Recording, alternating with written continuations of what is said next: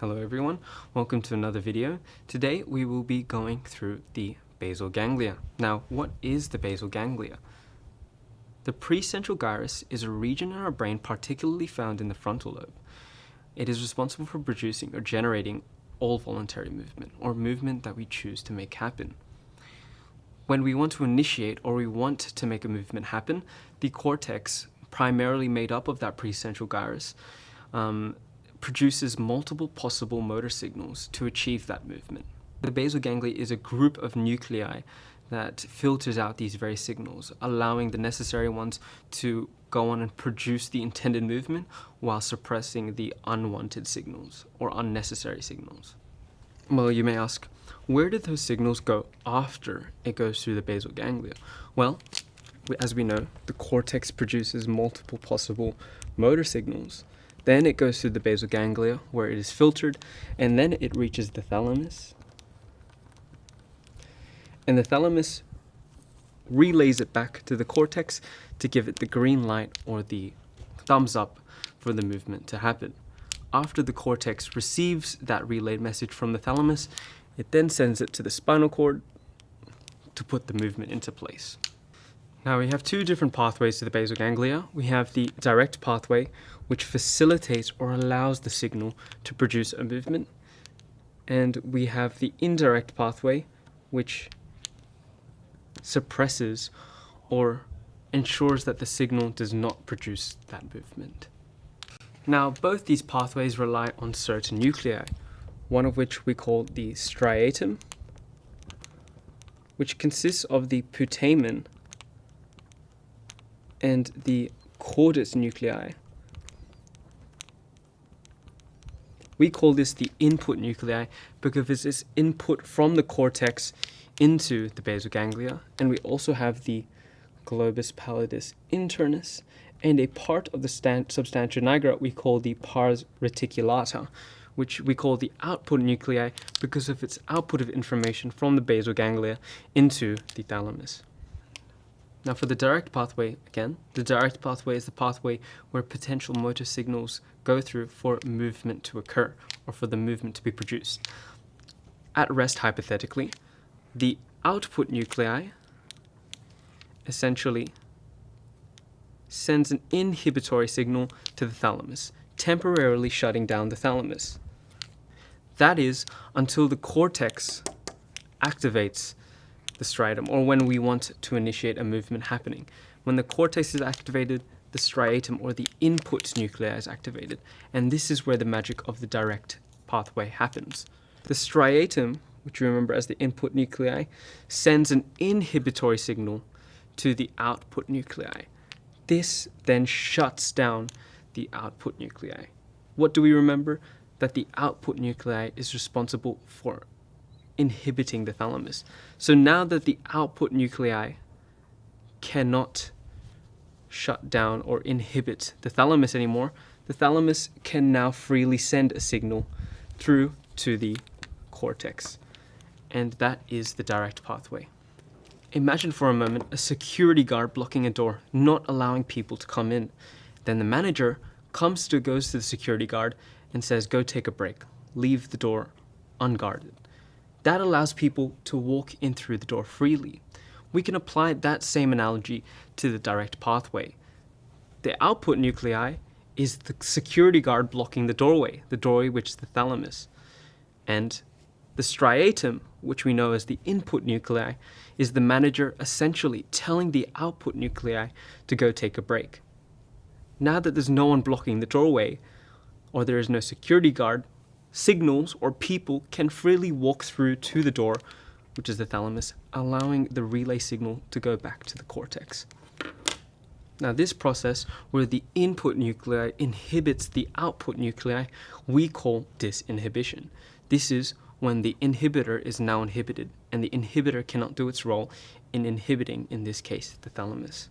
Now, talking about the indirect pathway, we remember that the indirect pathway is the pathway where potential motor signals go through to ensure that their signal does not produce a movement, or that where potential motor signals go through to ensure that it is suppressed. Now, this pathway is more complex than the direct pathway because it introduces two different nuclei we call intrinsic nuclei. We have the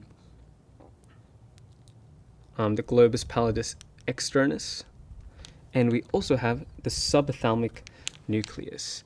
Now, this pathway is responsible for producing, or more so regulating, how much the basal ganglia suppresses movement.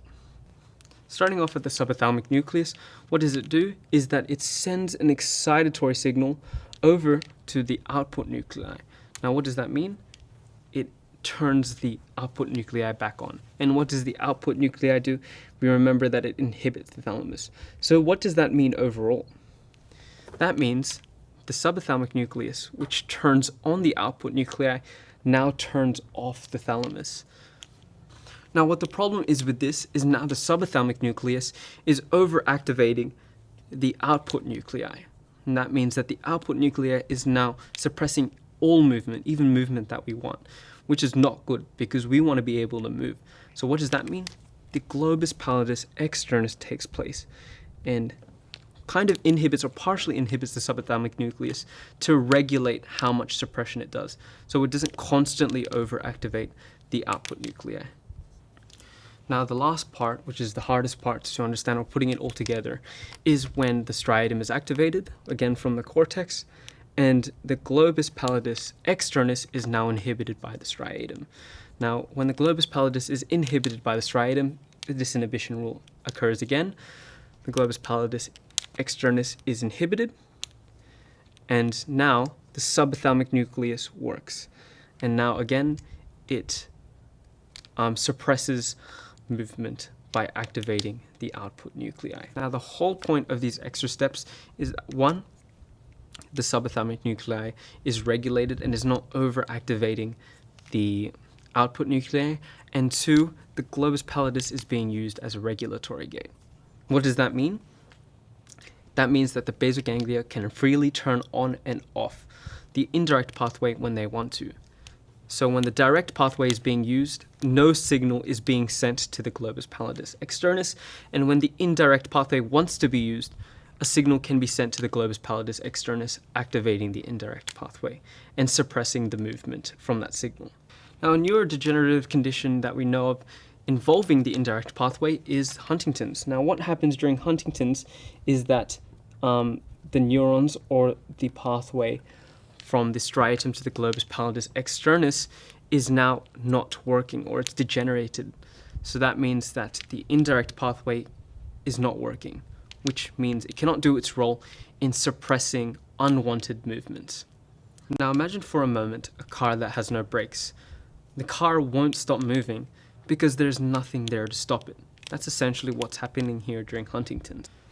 This results in the main clinical manifestation we call chorea. This is shown through jerky, involuntary movements. Movements that are meant to be suppressed or inhibited are now being projected because the indirect pathway does not work. Another highly prevalent neurodegenerative condition is Parkinson's.